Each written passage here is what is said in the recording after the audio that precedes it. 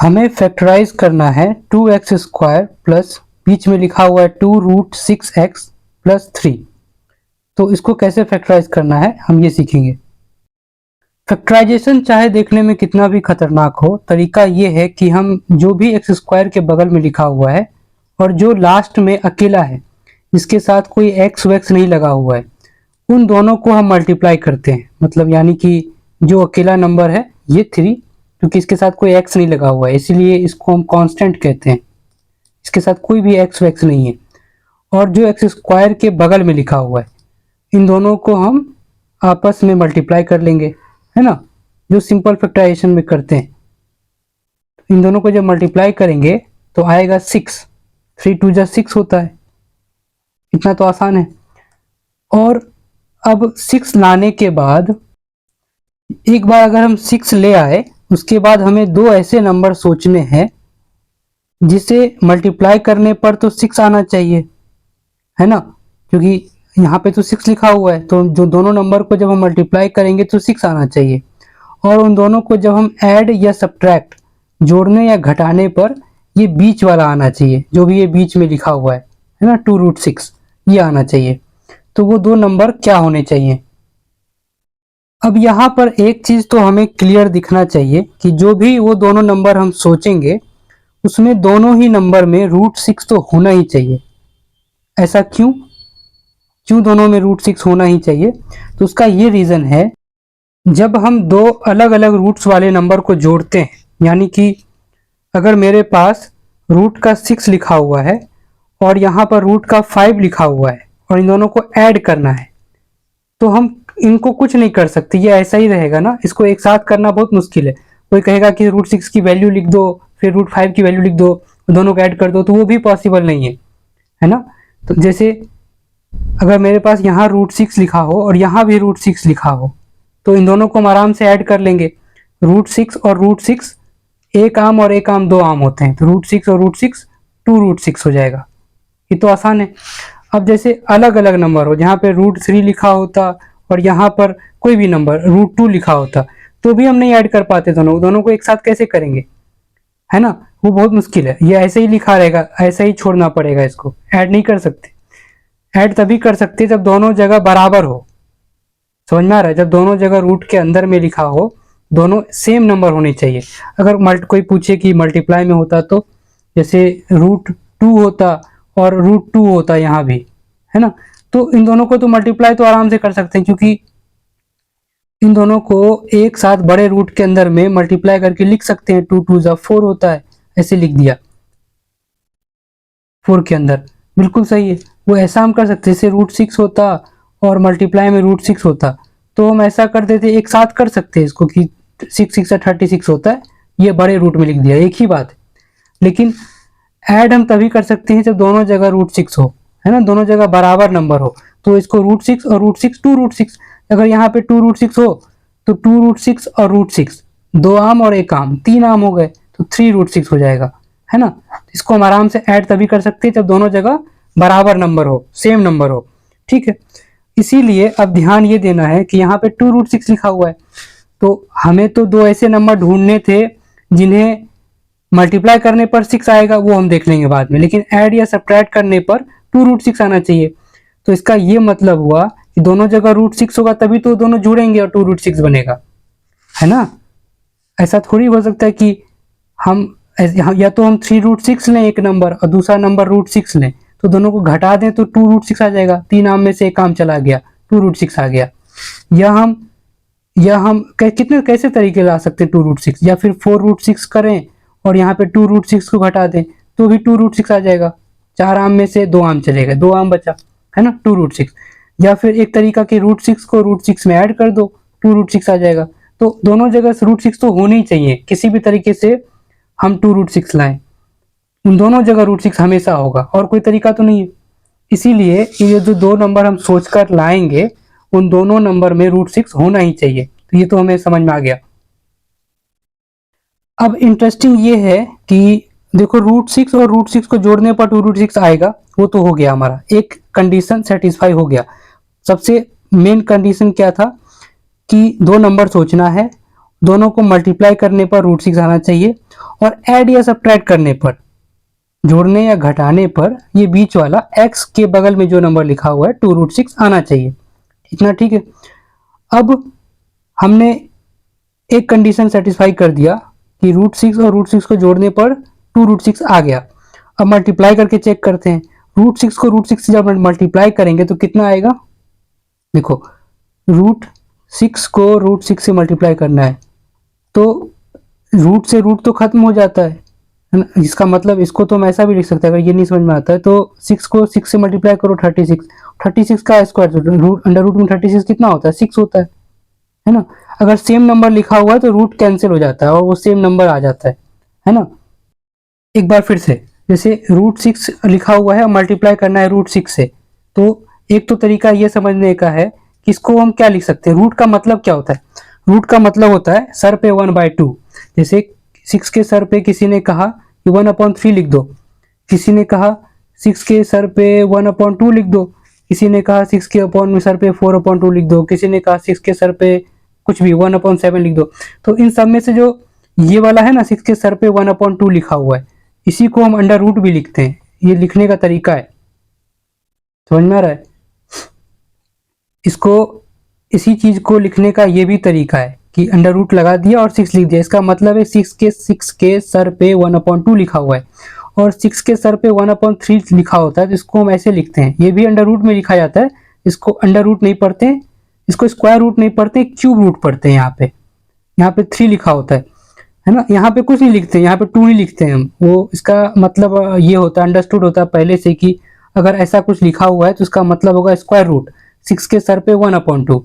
अगर यहाँ पे 3 लिख दिया जाए तो 6 के सर पे 1/3।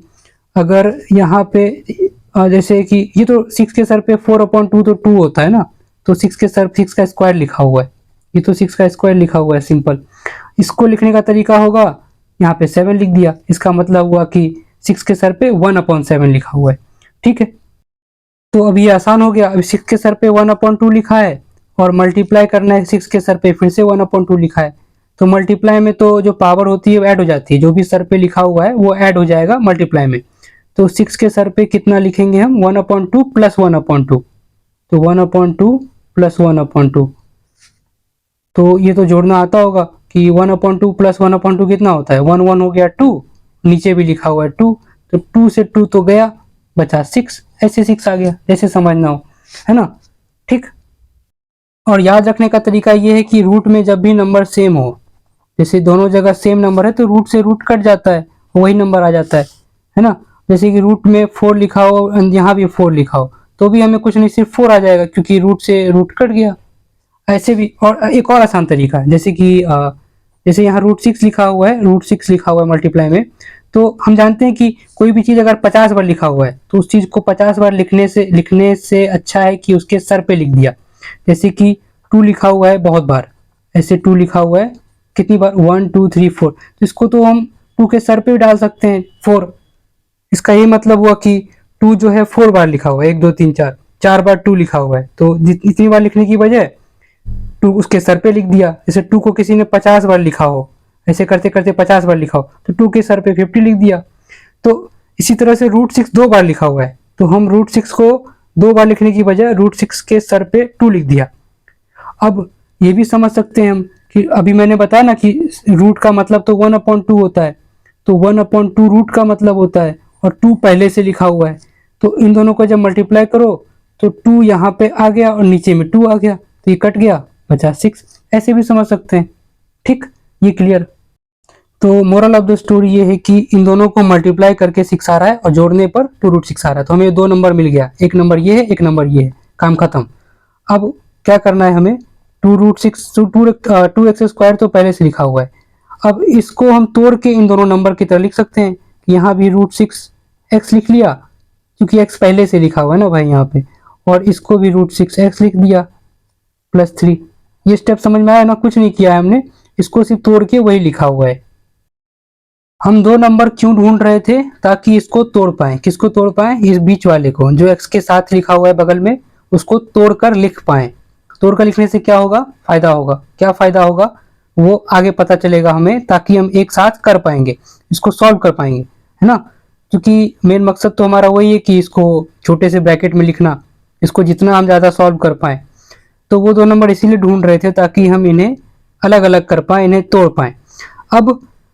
अब ये वाला अगर स्टेप समझ में आया है, हमने सिर्फ 2√6 को √6x लिखा हुआ है। देखो √6 आम और √6 आम दो √6 आम हो गया है ना, √6 और √6 2√6 काम खत्म। तो ये स्टेप हमारा क्लियर हो गया। अब दूसरे स्टेप में, अब यहाँ से तो हमें कुछ दिख नहीं रहा है कुछ खास कि इन दोनों को एक साथ नहीं कर सकते हैं और इन दोनों को एक साथ नहीं कर सकते। एक साथ क्यों करना है, तो इसको ऐसा कर यहाँ पे छोड़ के तो कोई फायदा हुआ नहीं, इसे और आगे सॉल्व करेंगे। तो एक चीज देखो, अगर हम 2 को भी तो हम रूट के फॉर्म में लिख सकते हैं। क्या हो कि अगर हम रूट के फॉर्म में सबको लिख दें, अगर रूट लिखा हो हर जगह तो अलग एक साथ करना आसान हो जाएगा ना, है ना। अब क्योंकि इसको तो रूट से निकाल ही नहीं सकते हम कभी भी। अब कोई कहेगा कि रूट जैसा क्यों बनाना है, सबको इनके जैसा बना लो, रूट ही हटा दो, तो वो नहीं पॉसिबल है ना, क्योंकि √6 को तो हम कैसे रूट से हटा देंगे, इसको हटाने का कोई तरीका नहीं। ये हमेशा ही कुछ ना कुछ इसमें रूट में रहेगा, ये हमेशा ही √6 अंदर में रूट के रहेगा, है ना। हो इसको तोड़कर हम कुछ ऐसा लिख सकते हैं कि √6 को हम ऐसा लिख सकते हैं कि 6 को हमने 2 × 3 लिख दिया रूट के अंदर में, है ना। बस खेल रहे हैं इससे, तो √2 भी बाहर आ गया और √3 भी बाहर आ गया, ऐसा हम लिख सकते हैं इसको, इससे ज़्यादा। लेकिन रूट तो नहीं खत्म कर पाए ना, √2 × √3 तो √6 ही लिखा हुआ है, लेकिन रूट नहीं हटा पाए हम। तो बेहतर होगा कि इन दोनों नंबर को भी रूट के फॉर्म में लिखें, इन दोनों को भी रूट जैसा ही लिखें। तो इसको क्या लिख सकते हैं रूट के जैसा, तो 2 को रूट जैसा बनाना है तो क्या तरीका है, एक तरीका है कि √2 को √2 × √2 लिख सकते हैं, है ना, क्योंकि अभी बताया ना √2 × √2 करोगे तो 2 ही आएगा। कैसे कि रूट से रूट खत्म हो गया, जो है बीच लिखा हुआ वो लिखा हुआ है 2, ये तो समझ में आ रहा होगा। और इसको मैंने बताया √6 को तो √2 × √3 लिख लो, और x यहाँ पहले से लिखा हुआ है, √6 को फिर से √2 × √3 कर लिया, और x तो पहले से लिखा हुआ है ये वाला x, और 3 को क्या लिख सकते हैं उसी तरह से √3, ये ऐसा लिख के नहीं छोड़ दिया, ये 3 और √3 में बहुत फर्क है, ये 3 नहीं है, लेकिन इसको एक और √3 से मल्टीप्लाई कर दो तो ये 3 हो गया। अब रूट कट जाएगा और 3 बचेगा। तो ये हमने कुछ चेंज नहीं किया है, ऊपर वाला ही लिखा हुआ है, पूरा एक जो एक्सप्रेशन है वो रूट जैसा लिखा हुआ है, तो दोनों में कोई फर्क नहीं है, इनको अलग कर लिया, ये अलग चीज़ है ना। तो दोनों एक ही बात है, ऊपर वाला स्टेप और ये वाला नीचे वाला एक ही चीज़ लिखी हुई है अलग तरीके से, ठीक। अब ये आसान हो गया। अब हमें कुछ दिख रहा होगा कॉमन चीज़ें, जैसे इन दोनों को अगर हम ध्यान से देखें, इन दोनों टर्म को अगर हम ध्यान से देखें तो इसमें क्या क्या दोनों जगह एक ही जैसा है, इसके पास भी √2 है, इसके पास भी √2 है, इसके पास 2x है, इसके पास 1x है। तो ऐसा करते हैं कि √2 और x हम बाहर ले लेते हैं। क्यों, क्योंकि देखो अगर √2 और x अगर हम बाहर ले लेंगे तो यहाँ क्या बचेगा, इस टर्म के पास, इसके पास क्या बचेगा, इसके पास एक √2 हमने निकाल लिया है, 2 √2 था, एक √2 निकाल लिया, एक √2 बचा, एक x निकाल लिया, एक x बचा। यहाँ से हमने √2 निकाल ही चुके हैं, √3 बचेगा यहाँ पे, ये x हमने बाहर निकाल लिया है तो यहाँ और कुछ नहीं बचेगा, ठीक। इतना बचेगा इसके पास, इस वाले टर्म के पास। उसी तरह से इस वाले में से भी हम कुछ कॉमन ले सकते हैं। क्या कॉमन ले सकते हैं, √3 कॉमन ले सकते हैं, क्योंकि √3 दोनों के पास दिख रहा है मुझे, यहाँ भी और यहाँ भी है, तो √3 बाहर निकाल लिया, यहाँ बचा √2, √3 ले चुके हैं, √2 और x बचा, और यहाँ एक √3 तो निकाल चुके हैं, एक ये वाला √3 बच गया। तो अब दिख रहा है कि दोनों ब्रैकेट में सेम चीज दिख रही है मुझे, इसीलिए ऐसा कर रहे हैं। ये जो ये वाला ब्रैकेट देखो और ये वाला ब्रैकेट देखो, दोनों में एक ही जैसा है, तो इसको फिर से बाहर निकाले, फिर से कॉमन ले लिया। हमने क्या किया कि √2x प्लस √3 को ही कॉमन ले लिया, तो ये चीज़ तो यहाँ से हम ले चुके हैं कॉमन, तो यहाँ बचा ये वाला चीज़ √2x, क्योंकि ये पूरा बाहर आ गया, प्लस ये √3 बचेगा यहाँ पे, और ये तो हमने बाहर निकाल ही लिया है, समझ में आया। और अब ये फिर से मज़ेदार क्या है कि ये चीज़ 2 बार लिखा गया है ऐसा करके, √2x प्लस √3 इस वाले ब्रैकेट में भी, √2x प्लस √3 ये वाले ब्रैकेट में भी। तो इसको हम √2x प्लस √3 का होल स्क्वायर भी लिख सकते हैं। ये हमारा आंसर हो गया। ठीक है, खत्म हो गया यहाँ पे।